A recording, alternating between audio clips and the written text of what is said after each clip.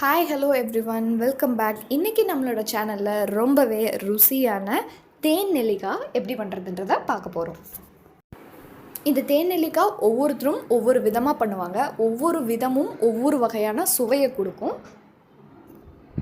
இப்போ வாங்க எப்படி பண்ணுறதுன்றதை பார்க்கலாம். இந்த தேன் நெல்லிக்காய் நல்லா ஸ்வீட்டாக வரணும்னா நீங்கள் தேர்ந்தெடுக்கிற நெல்லிக்காய் ரொம்ப ரொம்ப முக்கியம்.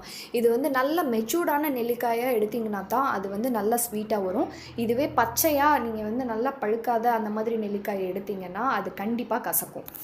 இப்போ நம்ம எடுத்து வச்சுருக்கிற நெல்லிக்காயை நல்லா கழுவி சுத்தம் பண்ணிவிட்டு இந்த மாதிரி ஒரு ஃபோர்க்கோ இந்த மாதிரி ஏதாவது ஒரு ஷார்ப்பான ஆப்ஜெக்டோ வச்சு உங்களால் எவ்வளோ முடியுமோ அந்த நெல்லிக்காயை சுற்றி அவ்வளோ ஹோல்ஸ் போட்டுக்கோங்க. நம்மளுடைய தேன் நெல்லிக்காய் நல்லா இனிப்பாக சுவையாக வர்றதுக்கு இந்த நிறையா ஓட்டை போடுறது ரொம்ப முக்கியம். இப்போ நம்ம அந்த ஓட்டை போட்ட நெல்லிக்காயை கொஞ்சோண்டு சுண்ணாம்பு கலந்த தண்ணியில் ஒரு 6-7 மணி நேரம் ஊற வைக்கணும். இது எதுக்காகனா நம்ம இந்த நெல்லிக்காயை வெயிலில் வைப்போம். அப்போ இது கொஞ்சம் நல்லா சுருங்கிடும். அந்த சுருக்கம் வராமல் இருக்கிறதுக்காக இதை 6 மணி நேரம் இந்த சுண்ணாம்பில் போடணும். இது வேண்டான்றவங்க நீங்கள் இதை அவாய்ட் பண்ணிக்கலாம். பெட்டி கடையிலெல்லாம் வெத்தலைக்கு போடுறதுக்காக வச்சுருப்பாங்க இல்லையா, அந்த சுண்ணாம்பு தான். சும்மா கொஞ்சமாக போட்டிங்கன்னா போதும். இது போடாமல் பண்ணிங்கன்னா நம்ம நெல்லிக்காய் கொஞ்சம் சுருங்கி இருக்கும், அவ்வளோதான். மற்றபடி இதை நீங்கள் அவாய்ட் பண்ணுறேன்னா பண்ணிக்கலாம். இப்போ இது 6 மணி நேரத்துக்கு அப்புறம் நம்ம அந்த சுண்ணாம்புலேருந்து நல்லா அலசி அந்த சுண்ணாம்பு தண்ணியிலேருந்து எடுத்து தனியாக வச்சுருக்கோம்.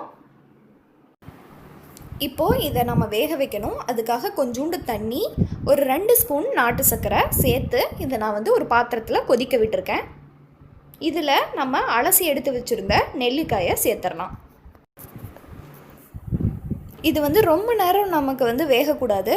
4லேருந்து 5 நிமிஷம் மீடியம் ஃப்ளேமில் இந்த தண்ணி கொதித்ததுக்கப்புறம் நீங்கள் போட்டிங்கன்னா 4லேருந்து 5 நிமிஷம் நீங்கள் அடுப்பை மூடி வச்சு வேக விட்டால் போதும்.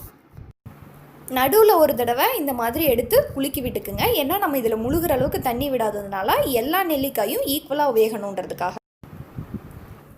இது நல்லா வெந்ததுக்கப்புறம் 4 நிமிஷத்துக்கு அப்புறம் அடுப்பை ஆஃப் பண்ணிவிட்டு இது கொஞ்சம் நேரம் ஆறணும். அதுக்காக நம்ம வேற ஒரு பிளேட்லேயோ ஏதாவது ஒரு துணிலேயோ விரித்து போட்டு நம்ம இதை நல்லா ஆற விடணும். அந்த தண்ணி இருக்கு இல்லையா, அதை நீங்கள் டீக்கோ காஃபிக்கோ யூஸ் பண்ணிக்கலாம். இந்த நெல்லிக்காயை மட்டும் தனியாக எடுத்து உலர வச்சுருங்க. இது நல்லா ஆறுனதுக்கப்புறமா ஒரு பாத்திரம் எடுத்து கொஞ்சமாக நாட்டு சர்க்கரை நம்ம அந்த பாத்திரத்தோட அடிப்பாகத்தில் போடணும். இதை நம்ம போட்டதுக்கப்புறம் நல்லா ஸ்ப்ரெட் பண்ணிக்கணும். எல்லா இடத்துலையும் இந்த நாட்டு சர்க்கரை அந்த பாத்திரத்தோட அடியில் படுற மாதிரி நீங்கள் நல்லா ஸ்ப்ரெட் பண்ணிவிட்டு அதுக்கு மேலே நம்ம வேக வச்சுருக்கிறோம் இல்லையா நெல்லிக்காய்கள், அதை நம்ம இது எவ்வளோ பிடிக்குமோ அந்தளவுக்கு நம்ம போடணும். இப்போ இந்த நெல்லிக்காய்களுக்கு மேலே மறுபடியும் நம்ம நாட்டு சர்க்கரை சேர்த்தணும். அது ஃபில் ஆகிற அளவுக்கு ஆட் பண்ணிக்கணும்.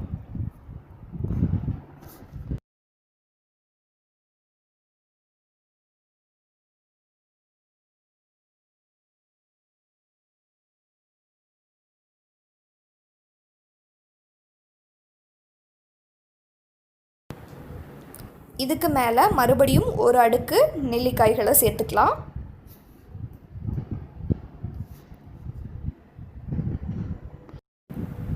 இப்படி அடுக்கடுக்காக எதுக்காக நம்ம சேர்க்குறோன்னா சர்க்கரையோட அளவு கரெக்டாக இருக்கும். இது நம்ம 2-3 நாள் போகும்போது இது நல்லா ஊறுறதுக்கு இந்த சர்க்கரை போதுமான அளவுக்கு இருக்கும். அதுக்காக தான் இதை கரெக்டாக போதுமான அளவுக்கு போடுறதுக்காக தான் நம்ம இப்படி அடுக்கடுக்காக நம்ம ஆட் பண்ணுறோம். இதுக்கு மேலே மறுபடியும் நாட்டு சர்க்கரை சேர்த்துக்கணும்.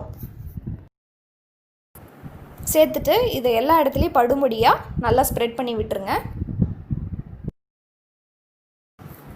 இப்போ இதில் ஒரு துணியை மேலே கட்டிக்கிங்க. கட்டிட்டு இதை 4-5 நாள் வெயிலில் வச்சு எடுக்கணும். நைட்டானால் நீங்கள் வீட்டுக்குள்ளே கொண்டு வச்சுருங்க.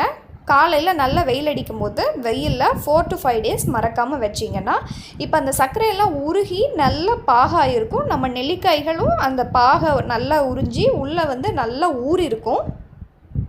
இப்போது இந்த பாகு இருக்கு இல்லையா, இதையே நம்ம காய்ச்ச போகிறோம். இதில் இருக்கிற இந்த பாகை தான் நம்ம யூஸ் பண்ண போகிறோம். ஒரு பாத்திரத்தை அடுப்பில் வச்சு இதில் இருக்கிற பாகில் பாதி எடுத்திங்கன்னா போதும். இது நம்ம இந்த ஒரு கம்பி பதம்னு சொல்லுவாங்க இல்லையா, அது வர்ற அளவுக்கு நம்ம இந்த பாகை காய்ச்சிக்கணும். ரொம்ப ஜாஸ்தியாக காய்ச்சக்கூடாது. கரெக்டாக அந்த ஒரு கம்பி பதம் வரும்போது நீங்கள் அடுப்பை சிம்மில் வச்சுட்டு நம்மளோட நெல்லிக்காய் எல்லாத்தையும் இதில் ஆட் பண்ணி ஒரு 2 to 3 minutes இதில் நீங்கள் பெரட்டி எடுக்கணும். இது ஆல்ரெடி சூடாக தான் இருக்கும். அதனால் 2லேருந்து 3 நிமிஷம் இதில் வந்து நம்ம வந்து வேக வைக்கணும்.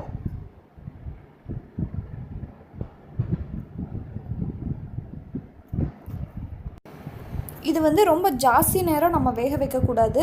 அதே மாதிரி இது வந்து ரொம்ப ஹை ஹீட்டில் வச்சிங்கனாலும் நெல்லிக்காயெல்லாம் கரைஞ்சிரும்.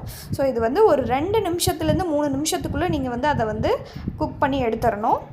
மீதி இருக்கு இல்லையா பாகு, அதையும் நீங்கள் காஃபி டீக்கு எதுக்காவது யூஸ் பண்ணிக்கலாம்.